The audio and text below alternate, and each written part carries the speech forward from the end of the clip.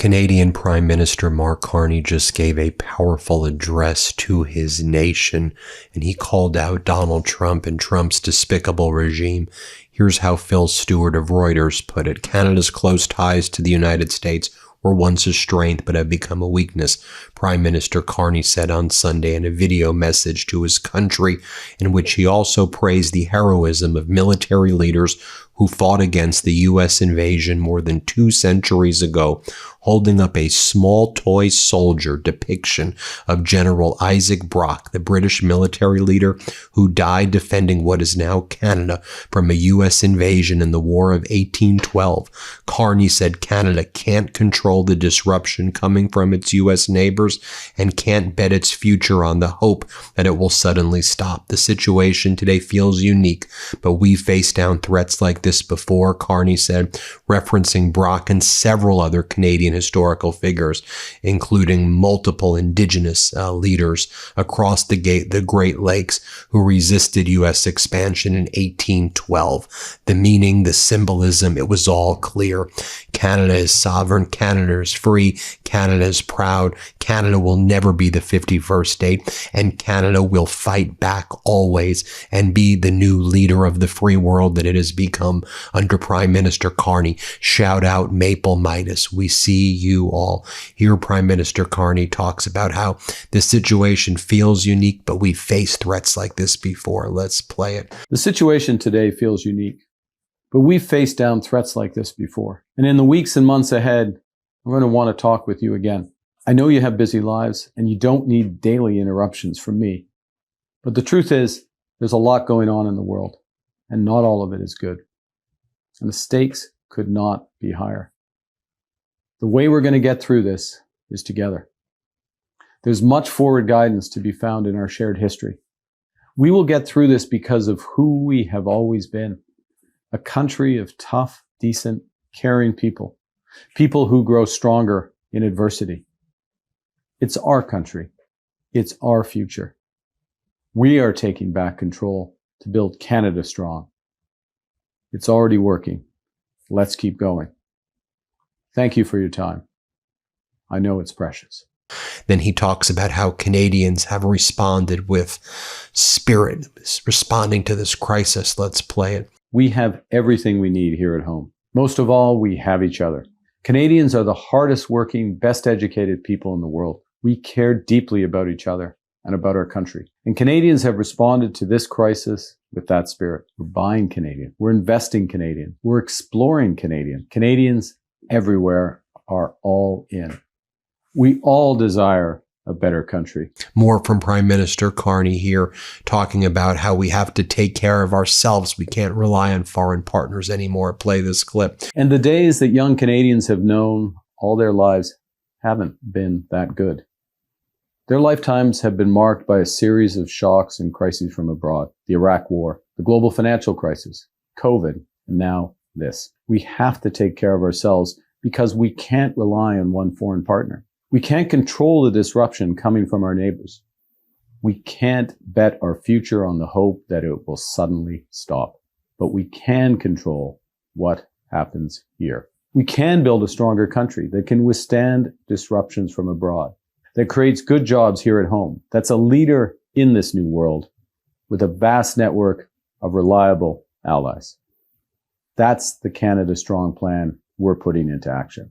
Prime Minister Carney talks about how we need to have comprehensive plans. We can't just wait it out. Play this clip.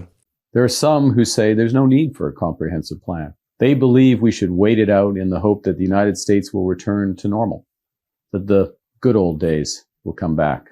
But hope isn't a plan, and nostalgia is not a strategy. He talks about how the former strengths of Canada, the close ties to the United States, it's now a weakness. Here, play this clip. So here's the current situation. The world, as I said earlier, is more dangerous and divided. The U.S. has fundamentally changed its approach to trade, raising its tariffs to levels last seen during the Great Depression. Many of our former strengths, based on our close ties to America, have become our weaknesses that we must correct. Workers in our industries most affected by U.S. tariffs, in autos, in steel, in lumber, are under threat. Businesses are holding back investments We're strained by the pall of uncertainty that's hanging over all of us. The U.S. has changed, and we must respond.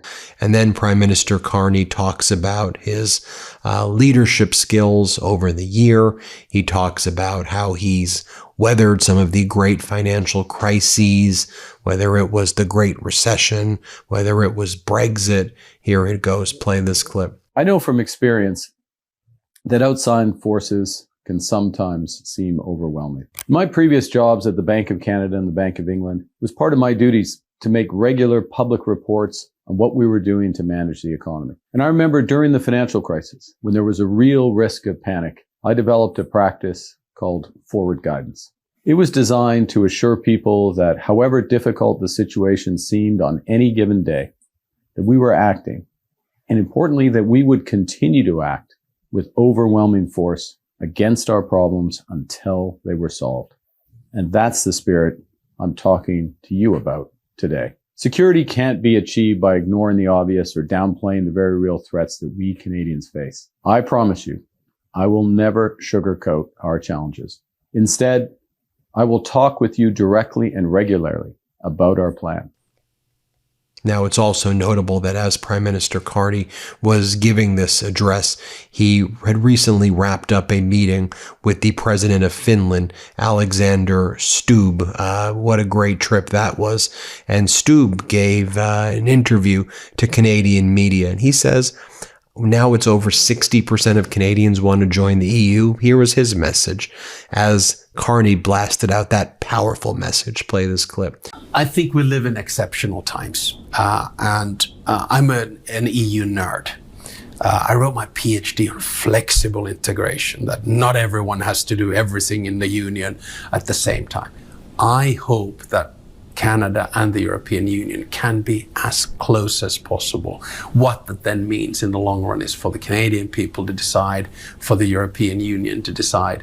But was it up to me and someone posed the question, do you mind Canada joining the EU? I would embrace you because I think you guys are great and you would slot into the system like nothing before. More from Stubb right here about Canada and Finland relations. Let's play it. I think we're just going to go from strength to strength because we're very similar in mindset. We're very similar in geography. It's easy to get along with Canadians, not only because we're hockey nations, but we're good at maritime stuff, building ships. We're good at tech in terms of quantum. We're good at satellites. We're good at mining. So there's so many things that we can do together. And of course, Mark Carney talks about middle powers, right? Mm-hmm. Finland is a small power, or small or medium-sized power. But the EU is a big power. So therefore, by definition, dealing with a country like Finland together with Canada is sort of mid-powers working together. And I think it's gonna be a really good marriage. Here's what he had to say about Donald Trump. Let's play it. I don't think that America is President Trump. I mean, President Trump is the president of America. But America has been different. Millions of Americans voted for him. That's part of democracy as well. And in democratic elections, you don't always get what you want. But I want to live with the reality that I think the transatlantic partnership, the relationship between Europe and the US, and of course Canada, is super important. So I don't want to throw the baby out with the bathwater. Here he talks about more of the links between Canada and the EU. Let's play it. I think Canada, in terms of its hold, composure, its value base, is so close to the European Union that the least we can do is to forge a really close strategic partnership. And what that then leads to in the end with the EU, which started as 6, ended up with 28, then after Brexit with 27. I don't know. I can envisage a much larger EU. Whether Canada is a part of it or not is up to Canada to decide. He talks about being a small country and how you have to work together and you have to work for the better good of the world. Here, play this clip. So for a small country like myself, information is power. So if I have a piece of information, I'll send it to Mark. If Mark has a piece of information, he might inform me. Sometimes we have group chats with close allies. And do I feel the pressure? No, not really, because I'm quite focused on what we do. And you also have to understand that you have, at the end of the day, rather limited impact. It is super interesting, sometimes quite frustrating. at many days very tragic, but we have to be very pragmatic, find solutions. And at the end of the day, I'm no optimist. If you don't know how things are going to end up, assume that they will end up all good. And here Stubb talks about how the U.S. is finding itself in a very lonely, lonely place right now. Here, play this clip. I think at the end of the day, the United States will find themselves in quite a lonely place. I mean, I'm the most pro-American president in Europe. I'm an avid transatlanticist. I want the relationship to work, but I fully also realize that, with certain patterns of behavior, there is going to be a feeling of, okay, if you treat me like that, I don't feel very good about it. And we can see that with European states. We can see it with, Gulf states and many others. So I hope that it's in the interest of the United States, if it wants to continue to be one of the world hegemons, to have close friends and allies. And here's what Stubb has to say about Ukraine. Let's play it. Can we afford to keep Ukraine outside, in the sense that they now have the greatest military know-how, and they're showing that in the Gulf region, defending the Gulf states from Iran? And I hope the Americans understand and see this. So, but what do you mean by keeping them outside? You mean keeping them out of NATO? Is that what you mean I would specifically? prefer in the long run to see Ukraine in NATO. I know for political reasons some people have problems with that, but let's think about it really seriously. I mean, what are the biggest conventional militaries in Europe, or in Europe right now? They're Turkey, Ukraine, Poland, and Finland. Should we not use this? And to understand that the Russian threat is not going away. So what then gives us comfort? In my mind, it's Ukraine. There you have it, folks. Let me know what you think. Powerful speech by Carney and Stubb and so many other world leaders, pro-democracy leaders stepping up. I've showed you speeches recently of Prime Minister Sanchez of Spain. I showed you President Lula's speeches in Brazil. I've showed you French President Emmanuel Macron's speeches, right? I showed you Anthony Albanese's speeches. We've showed you the new speeches by Peter Magyar, the new leader of Hungary. It's time to support pro-democracy leaders internationally. And as the MeidasTouch network continues to grow, we are the front lines of providing a place for pro-democracy voices to connect with people, right? Where we see how this right-wing MAGA, Putin, Orban, Polyev, Dutton, right, crap just leads you to the gutter, and hate and festering and anger and division and destruction and death and hell breaking loose. So the alternative is pro-democracy and love and supporting each other. That's how you solve this. You lean in on values and principles that are worth fighting for and giving it all for. Thanks for watching. Hit subscribe. Let's get to 7 million subscribers. Want to stay plugged in? Become a subscriber to our Substack at MeidasPlus.com. You'll get daily recaps from Ron Filipkowski, ad-free episodes of our podcast, and more exclusive content only available at MeidasPlus.com.